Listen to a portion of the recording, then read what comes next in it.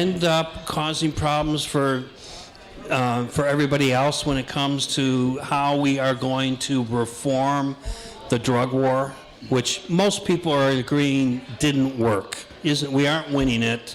We ended up with the wrong emphasis and the wrong point, but are we going to have trouble getting over that hump because what I'm going to call the glorification of cultural icons like Keith, who then get caught up in certain issues of illegal use of drugs? In the long run, I don't think it will. I mean, yeah, sure. There's even when I write about this stuff, you know, some of his other reporters make jokes. One told me at one point in time, Mick Dumke making the world safe for potheads, and everybody likes a good marijuana joke, and they like to, you know, when you try to look at this seriously, people are kind of like sometimes paint with a broad brush. This is all about stoners or whatever. That's not what this is about. At least it's not for me. I look at marijuana possession arrest because it's the lowest level offense in our drug policies. And I think it provides a window to all this other stuff. I mean, it's easier. People understand the marijuana issue more than they understand the heroin issue because it's more complicated and heroin's more dangerous and so on. But you guys, this is not unrelated to the conversation we had earlier about pensions. We're spending so much money prosecuting people for drug use and for essentially sustaining a black market system, which is, you know, prohibition is the absence of regulation. So, you know, even if you're concerned about drug abuse, which I hope everyone is, this is not the way to go at it. It has not proven effective in coping with drug abuse and with all the black market stuff, okay? So setting that aside, then we get to the issue of what's actually happening on the ground. And what I tried to do this week was take a look at what's happened in the almost 2 years since Chicago made some tweaks to its possession policies so that police now have the option of giving tickets to people instead of cuffing them and booking them, taking them to the station.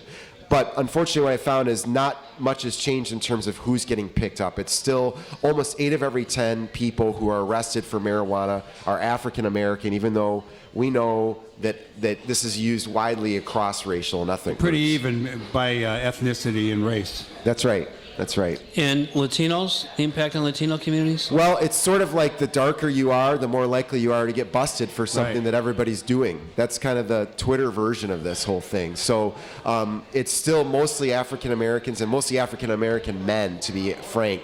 There's not even very many women who are involved in this. And then, so it's like 78% of the people arrested are African American, and I think it's, 11% were Latino, and then 4% were white. So it's a pretty dramatic racial gap. What are we going to do to turn around those kind of rates if even the tweaks the city did a couple years ago don't seem to have had much change in the way the street cop is reacting to street violence or street issues? Let me put it that way. Let me throw one other thing in here, too, that you might want to incorporate. I was talking with a state legislator recently, and this person pointed out to me that one of the reasons the cops may be arresting people more in the black community and the Latino community than the white community is because when they arrest someone and they go to court, they get overtime. And I did not see that in your article. But I didn't, and I think that definitely could be a factor for a lot of police officers. But I'll also say this. I think there's a lot of pressure put on police officers to be out in the field right now. Political pressure. And there are shortcuts that are made, but I think that increasingly there is just extraordinary pressure on the superintendent to have cops on the street and have them very visible. Frankly, even if they're not doing anything, even if they're sitting in their cars, they would rather have them sitting in their cars than sitting on a bench doing nothing in court for hours. And that is how it happens. You're right. That if you ever go to, especially like the branch courthouses, where you see the roundup of all the people who are brought in for misdemeanors, and the first 2 rows in the courthouse are filled with police officers for the morning court call, which goes on from maybe 9 or 9:30 to noon or so, and sometimes they're sitting there the whole time to potentially testify for 5 minutes or less. So that does and happen. hoping for a continuance. That does happen. Yeah, you're right. But I actually think this is about something different. I think this is about how the police department is asked politically to basically deal with all of the sources of violence in our city and all of the sources of crime.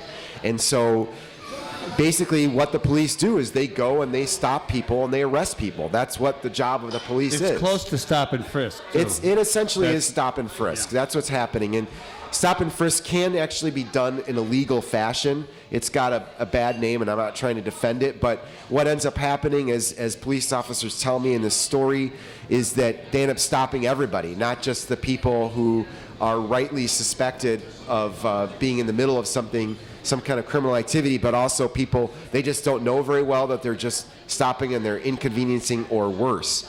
And so when they can't get them for something else, they find marijuana on them, and so they end up arresting them. So I think it's astounding, you guys. There are 44 arrests for misdemeanor marijuana possession every single day in Chicago. 44 a day, and it's by far the leading category of arrest. You know, we have a new medical marijuana law in Illinois that's being developed, and it's going to go into effect. And it's pretty backward in a lot of ways. I mean, I was just in Washington. Illinois is not going to become Colorado, in other words. Not right away, but I think there are some people actually pushing that issue more. I mean, I think that some of the legislators want to go through steps, make it better, medical marijuana. But I got to say, for anyone. I was around some people who actually smoke the weed when I was out on the West Coast, and when I tell you, what a relaxed feeling in the state of Washington, where it's legal. You know, yeah. It was very, very different. So I don't have much to say except it was nice. I haven't been to Colorado, but I was in Washington. No, you're right, and it's in California, essentially in places in California, marijuana has been legalized because their medical marijuana program is so loose, especially relative to Illinois. Here, it took years to get through even a very restrictive medical marijuana law, and now it's taking a long time to get it up and running. And in that period of time, things have kind of passed Illinois by to some degree. You're right. So, we're struggling to get even a restrictive medical marijuana program running when, you're right, states are not only moving toward legalization, but have done it. But let me tell you guys, the numbers that Colorado reported in their first month of legalization of what they brought in, it was tens of millions. I want to say it was $90 million. It was tens of millions, whatever the figure was. Yeah, that got a lot of people's attention. A lot of attention. Because as we just got done talking, we don't have any money left anywhere else. There's no other sources of revenue. Why are we giving it to organized crime? That's really what the Mexican cartel. The Mexican cartels or people around who are illegally setting up grow houses. And there's not a lot of jobs for a lot of people. So, you can see people out on the street selling their little bags of dope, and it's like... That's right. What else? Where are they going to work? Where are they going to go to school? I think it's going to happen here just like it has in these states, but it'll take a long time. And there's good reasons to have a medical marijuana program. Obviously, the patients who need it. But also, even if your end goal is legalization, I think it's actually an important step because Colorado and Washington are struggling with about how to do this. There's going to be a lot of misses along the way and a lot of missteps as people are trying to figure out how to go from this thing being illegal for the history of our country, basically, or the last century, up until making it a legal product. Let me ask, who is this alderman from the first ward who actually said, was it in your article or somewhere I read, he said, I think we should legalize it? Yeah, Proco Joe Moreno, first ward. He's not the only one. Is he the new guy? Is he new? Has he been around? No, he's been in for, I want to say, about 4 years now. He was appointed to fill the seat initially, and then he got elected himself in the last municipal elections.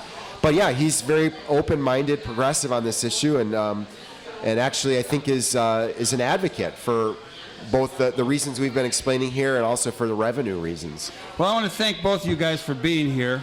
I feel very secure and confident and a little important being surrounded by you guys on my left and my right, but that's not we're both lefties, all of us are. And I want to thank everybody for tuning in and listening to the Live from the Heartland show. Some of you might have thought you were going to get to hear Muddy Waters' son. He will be on a later date. He was not. He was ill today. We look forward to that interview. And next week we've got Nate Herman. And some of you older people remember the wonderful band Wilderness Road. And he also went on to Saturday Night Live and was a writer for Saturday Night Live. and he's been involved with Second City, and he's working on a project I'm going to be involved with called the Whitman Project. I'm going to read a poem on FMT. Thom? And I want to take advantage of our closing out here. As some of you know, I stepped aside from day-to-day management of the Community Media Workshop earlier this year. Mick is a recipient of one of our Stutz Terkel Awards. But on May 15th, my crew at the workshop and my board and other friends are going to do a roast and toast of Thom Clark. It's to contribute to our scholarship fund so other nonprofits can take our trainings. But we welcome you all to join us on May 15th at the Cliff Dwellers Club. You can get more information at communitymediaworkshop.org. And I dare say Thom will be on the show before that, so we're going to talk about it again. I want to encourage you all to do good in the world, because the world needs all the good that you do. And you have a wonderful weekend. We'll be here next week. We've got Nate Herman, and we're also going to have Reginald Torian, who was just in the Curtis Mayfield story. He was a member of the Impressions who took over the lead after Curtis died, and he's involved in a number of things. So it's going to be a great show next week. Do good in the world. The world needs all the good that you do. All power to the people. Over and out.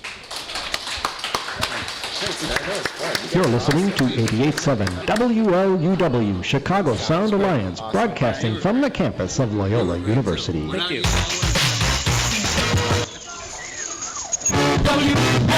WLUW, Chicago.